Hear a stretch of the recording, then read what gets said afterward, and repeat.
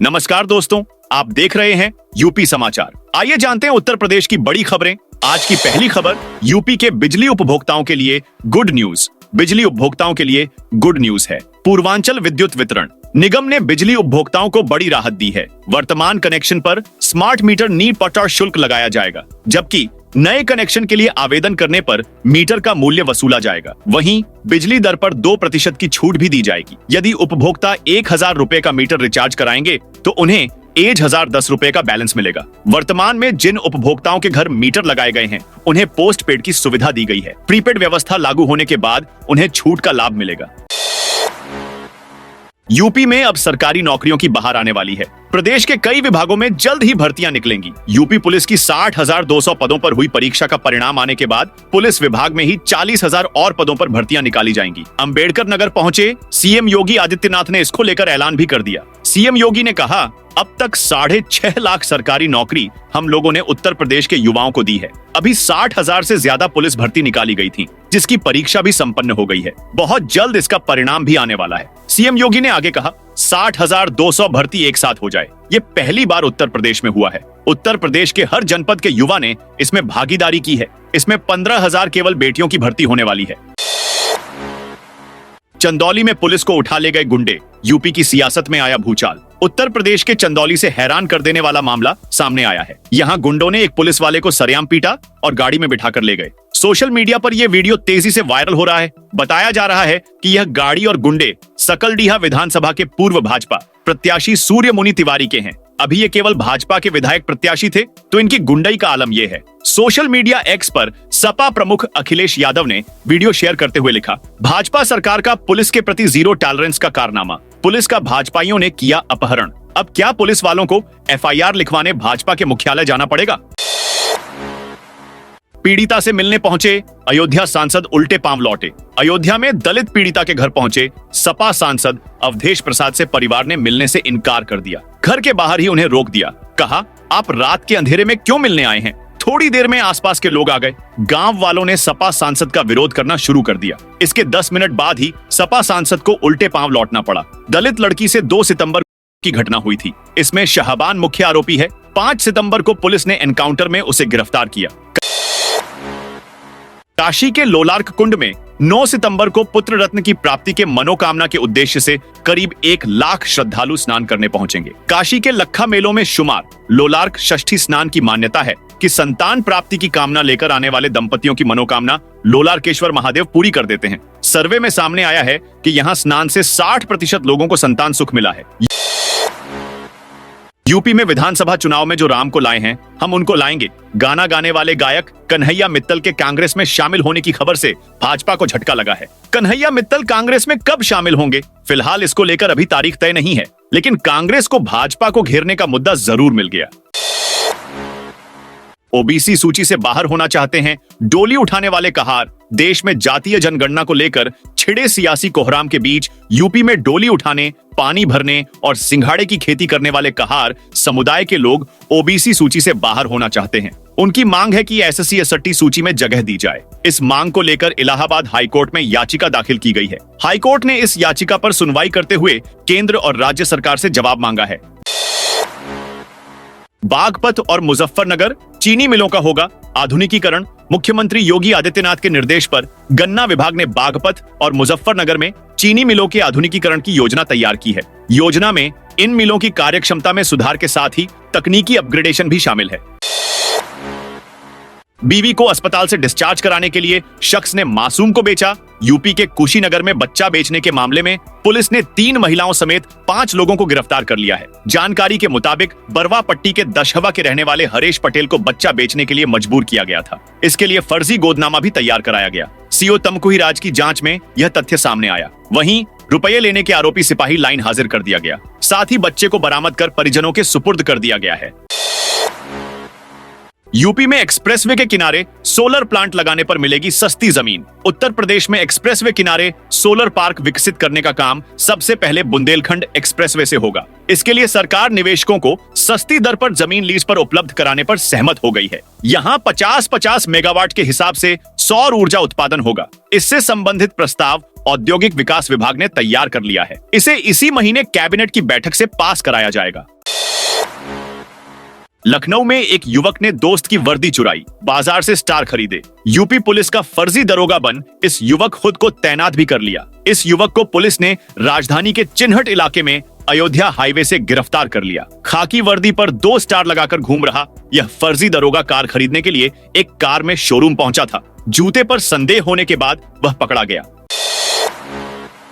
कुख्यात underworld don PP को मेहनत बनाने से साधु संत हैरान। उत्तराखंड की अल्मोड़ा जेल में बंद कुख्यात अंडरवर्ल्ड डॉन पीपी पर फिरौती, गैंगवॉर, अपहरण सहित कई मुकदमे दर्ज हैं। पीपी को अंडरवर्ल्ड डॉन छोटा राजन का राइट हैंड माना जाता है। साल 2010 में वियतनाम से पीपी की गिरफ्तारी हुई थी। इस वक्त वह अल्मोड़ा जेल में सजा काट रहा है। कुछ समय पहले ही अचानक उसके जेल में ही संन्यास लेने की बात सामने आई थी। बकायदा उसकी जेल में ही दीक्षा भी हुई थी। 3 दिन पूर्व ही जूना अखाड़े से जुड़े कुछ संतों ने उसे कई मठों का मठाधीश नियुक्त करने और जल्द ही उसे मंडलेश्वर की उपाधि देने की घोषणा को लेकर प्रेस वार्ता बुलाई थी। कुख्यात पीपी के जूना अखाड़े का सन्यासी बनने को लेकर माहौल गरमाया हुआ है।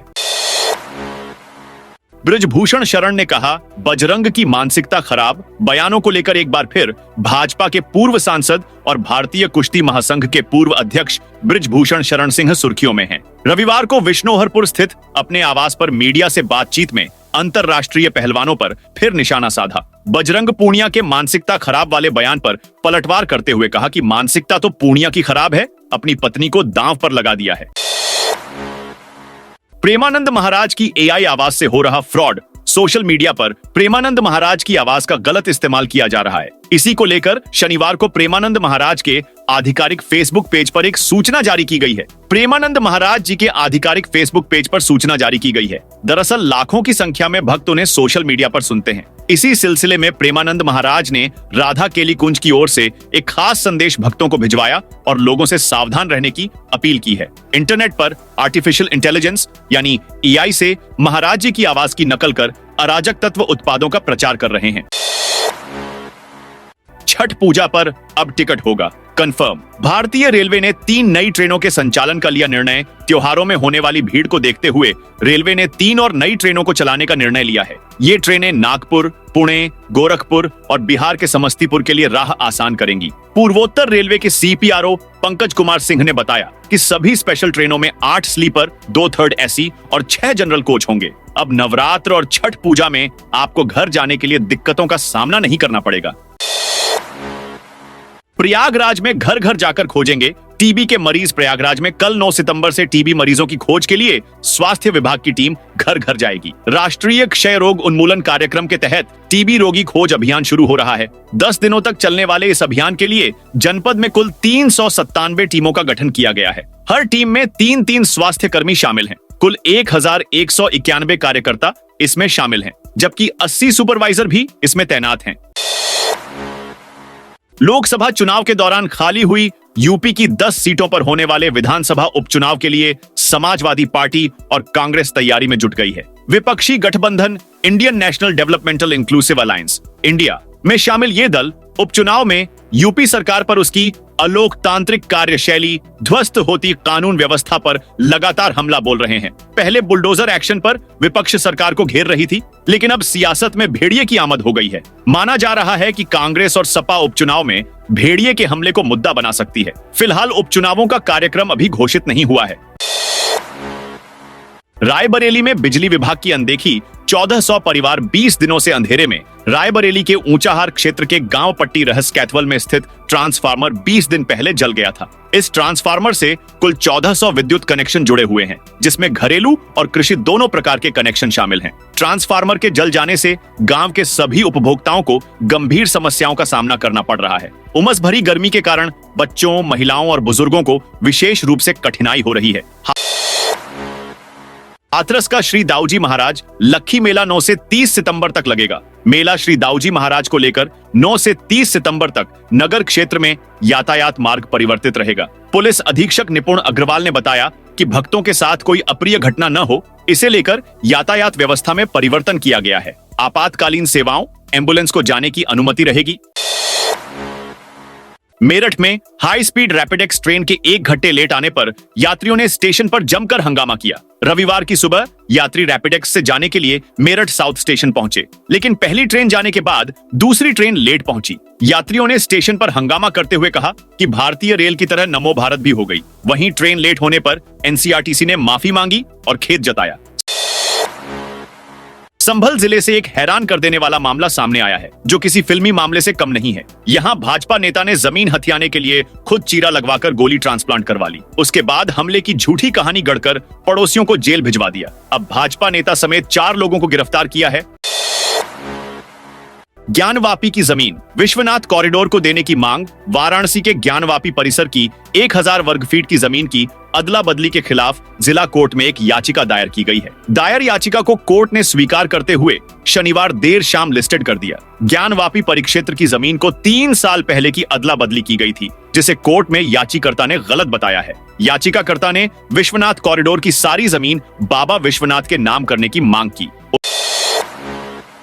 उत्तर प्रदेश के लिए 3 दिन का मौसम अलर्ट। मौसम विभाग ने उत्तर प्रदेश के कई जिलों के लिए अगले 3 दिनों में मौसम को लेकर अलर्ट जारी किया है। इस अवधि में राज्य के विभिन्न हिस्सों में भारी बारिश, तेज हवाएं और तूफान आने की संभावना जताई गई है। पूर्वी उत्तर प्रदेश, लखनऊ, गोरखपुर, वाराणसी, प्रयागराज, जौनपुर, गाजीपुर, बहराइच, सुल्तानपुर, बलिया, आजमगढ़ और आसपास के जिलों में भारी बारिश और तेज हवाएं चलने की संभावना है। पश्चिमी उत्तर प्रदेश, मेरठ, सहारनपुर, मुरादाबाद, अलीगढ़, बरेली, आगरा और मथुरा सहित अन्य जिलों में भी तेज बारिश और आंधी तूफान का खतरा बना हुआ है।